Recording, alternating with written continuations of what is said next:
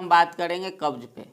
दोस्तों इस वीडियो में को यदि अंत तक आपने देख लिया तो यदि आपको जिस चीज़ से कब्ज हो रहा है, जो कमी आप प्रतिदिन दिनचर्या में कर रहे हैं, यदि उसके वजह से कब्ज हो रहा है तो कब्ज बिना दवा का ठीक हो जाएगा। लेकिन आप ये सोचेंगे कि इतने महंगे से महंगे दवा कराकर हमने थक चुका है, फिर भी मेरा कब्ज जा नहीं रहा, आप कैसे कह रहे हैं कि कब्ज मेरा ठीक हो जाएगा। इसीलिए इस वीडियो को अंत तक देखिए, आपको बिल्कुल समझ में आ जाएगा। अब कब्ज को हमने 3-4 भागों में बांट लिया है। यदि इस तरीके का समस्या होगा तो आप घर पर ट्रीटमेंट कर सकते हैं, और हम भी अपने पेशेंट को इसी तरीके से ट्रीटमेंट करते हैं। सबसे पहले आपको कब्ज है तो यदि बहुत सारे पेशेंट ऐसे होते हैं जो पानी बिल्कुल नहीं पीते हैं, तो जो पेशेंट पानी बिल्कुल नहीं पीता है, अब 1 से 1.5 लीटर यदि पानी पीता है पूरे 24 घंटे में, तो उनको अक्सर कब्ज की समस्या बनी रहती है।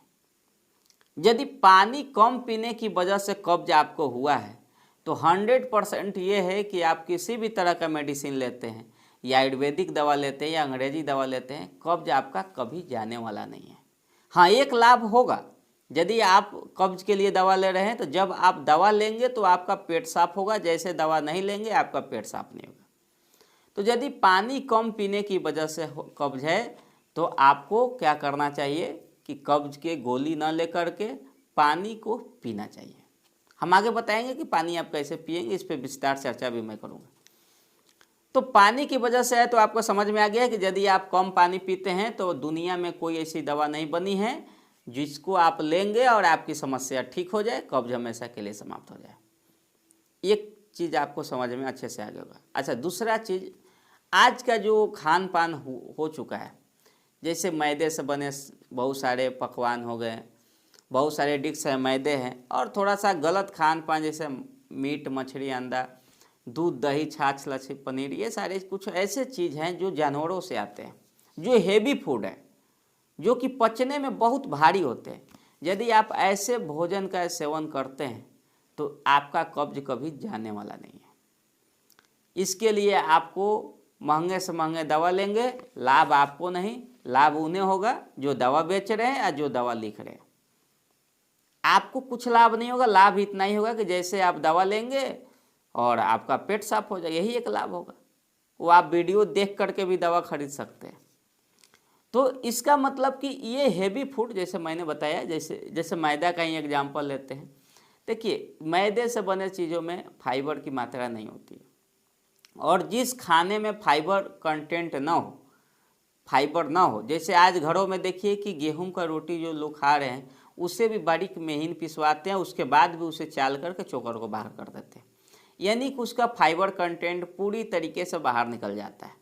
तो यदि फाइबर कंटेंट की वजह से आपको कॉन्स्टिपेशन हुआ है, कब्ज हुआ, यदि खाने में आप फाइबर नहीं लेते हैं, रेशेदार छिलकेदार वाली भोजन नहीं लेते हैं, तो आपको कब्ज हुआ है, तो दुनिया में कोई ऐसी दवा नहीं है जिसको आप लेंगे और आपका कब्ज हमेशा के लिए समाप्त हो जाए।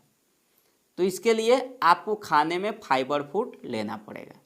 पहले बता दिया कि पानी कमी है, पानी लेना पड़ेगा, और खाने में फाइबर की कमी है, फाइबर फूड नहीं लेते हैं तो आप फाइबर को लेना पड़ेगा। अच्छा, तीसरी बात ये करते हैं कि देखिए, ये 40-45 के पेशेंट में मैंने देखा है जो बुजुर्ग हो चुके हैं, उनको दवा की आवश्यकता पड़ेगा ही पड़ेगा, या पानी ले या फाइबर फूड ले। हाँ, फाइबर फूड लेते हैं तो उनको थोड़ा लाभ मिलता है, क्योंकि आज के समय में क्या होता है कि हर घरों में फाइबर, जैसे जो गरीब लोग हैं वो रोटी या सब्जी के अलावा कुछ खाते नहीं, आलू के सब्जी के अलावा, बहुत सारे गरीबों को मैंने देखा है, बहुत सारे। तो उसमें क्या होता है कि रोटी जो महीन जो पिसवाते हैं आटे को और उसके बाद चाल देते हैं, लोगों को देखा देखी, तो इसमें क्या होता है कि उनका फाइबर कंटेंट पहले निकल जाता है।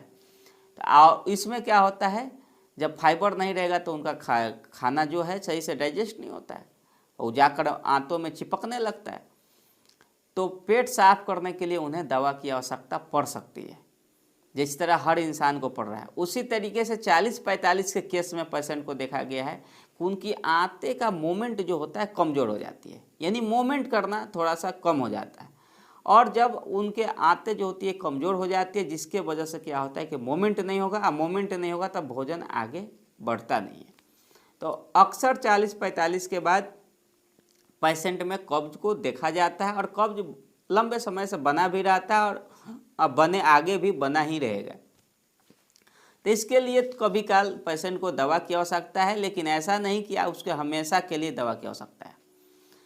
तो इस तरीके का कब्ज का मैंने सीरीज को देखा कि किस तरीके से कब्ज बढ़ते जा रहा है पेशेंट में, और कब्ज ही सभी बीमारियों का कारण है। तो इसका सही इलाज क्या है? यदि कब्ज है पेशेंट को तो इसका सही इलाज क्या होना चाहिए? दवा तो सब लोग बताते हैं, दवा मैं भी बताया हूँ, करीब 200 प्लस दवा दिया हूँ कब्ज पे और घरेलू उपचार, लेकिन लाभ किसी को मिलता है, किसी को लाभ नहीं मिलता है।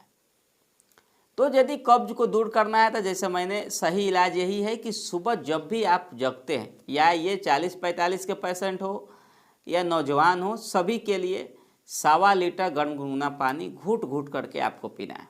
कब? शौचालय जाने से पहले। यदि शौचालय से आकर इस पानी को पिया जा सकता है, आप पी सकते हैं, लेकिन यदि इस पानी को ज़्यादा लेट से पीते हैं, 6-7 बजे करीब में, सूरज उगने के बाद यदि आप इस पानी का सेवन करते हैं, तो आपका जो भूख है बिल्कुल ख़त्म हो जाएगा। अब भूख खत्म हो जाएगा तो आप खाना नहीं खा पाएंगे और कॉन्स्टिपेशन बनने लगेगा। इसलिए इस 1.25 लीटर पानी को गर्म गुनगुना करके शौचालय जाने से पहले इस्तेमाल करें, उसके बाद शौचालय जाए। इससे आपका पेट की सफाई पूर्ण रूप से हो जाएगा। लेकिन स्टार्टिंग में तो अच्छे से होता है, फिर बाद में पेशेंट ये बताते हैं कि 2-4 दिन के बाद पेट खुल के साफ नहीं होता है। तो क्यों नहीं होता है? उसका एक रीज़न है कि लंबे समय से जो दवा आपने लिया है उसका आदत बन चुका है, तो इसके लिए थोड़ा वेट करना पड़ेगा, फिर धीरे धीरे आपका पेट साफ होने ही लगेगा यदि 1.25 लीटर पानी का इस्तेमाल करते हैं। तो आप कब्ज के लिए सिर्फ 1.25 लीटर पानी का इस्तेमाल करें। और दूसरा, जो भी आप खाना खाते हैं, खाने में फाइबर कंटेंट होना चाहिए। जैसे गेहूं की रोटी खा रहे हैं तो उसका चोकर को ना निकालें, चोकर सहित खाएं, और थोड़ा सा बारीक जो आप आटा लेते हैं उसको थोड़ा सा मोटे पिसवा दें। ऐसे तो अब गेहूं की रोटी, चावल, ये सारे चीज़ को तो नहीं लेना चाहिए, समस्या काफ़ी बढ़ रही है। इतने जैसे बाजरा हो गया, ये सब मतलब आपको मिक्सर आटा लेना चाहिए। बाजरा हो गया, रागी हो गया, उसमें थोड़ा चना हो गया, ये सब यदि आटे का इस्तेमाल करते हैं, 4-5 तरह के आटे का, तो इससे क्या होगा कि आज के जो बीमारियां बढ़ रही है, इस बीमारियों से छुटकारा भी पाया जा सकता है। इसलिए वैसे आटे का इस्तेमाल करना चाहिए जिसमें फाइबर कंटेंट है, जो आपके आंतों में ना चिपक पाए। गेहूं की आटा हो गया, मैदा हो गया, ये सारे जब हाथ में चिपकते हैं तो आपके आंतों में भी चिपकने लगते हैं। इसलिए कब्ज पे मैंने जो भी वीडियो दिया है उसको भी देखें, इसलिए कुछ दवा भी बताया है, कुछ नुस्खा भी बताया है, और जो तरीका मैंने इसमें बताया है आप इसे इस्तेमाल करें। और यदि आप कॉन्स्टिपेशन को हमेशा के लिए दूर करना चाहते हैं तो हम भी पेशेंट को यदि ऑनलाइन में ट्रीटमेंट दे या क्लिनिक पे दे, यही नियम से हम पेशेंट को ट्रीटमेंट करते हैं जिस तरीके से मैं आपको बता रहा हूँ। तो कब्ज कोई समस्या नहीं, इसके लिए आप घर पे इलाज कर सकते हैं जो मेरे वीडियो देख करके। इसीलिए यदि यूट्यूब चैनल पर नए हैं तो चैनल को सब्सक्राइब कर लीजिए, वीडियो अच्छा लगे तो लाइक कीजिए, और कुछ लोगों को शेयर भी कीजिए वीडियो। उससे क्या होगा कि बहुत सारे पेशेंट जो दवा खा रहे हैं, तो दवा से सिर्फ मरीज को फ़ायदा होने वाला नहीं है, दवा को एक दूसरे को फ़ायदा होने वाला है। बहुत सारे लोग ऑनलाइन में भी दवा बेचते हैं, तो कृपया दवा न लेकर के यदि इस तरीके से करे तो आपकी समस्या बन सकती है। अब जो इंसान पानी ही नहीं पीता है, वो कितना ही महंगे से महंगे दवा खा ले, उनका कब्ज नहीं जाएगा। इसलिए दोस्तों, जो चीज़ मैंने बताया उसको फॉलो कीजिए, और फेसबुक पेज पे देख रहे हैं तो फेसबुक पेज को भी फॉलो कर लीजिए। वीडियो देखने के लिए बहुत बहुत धन्यवाद आपका।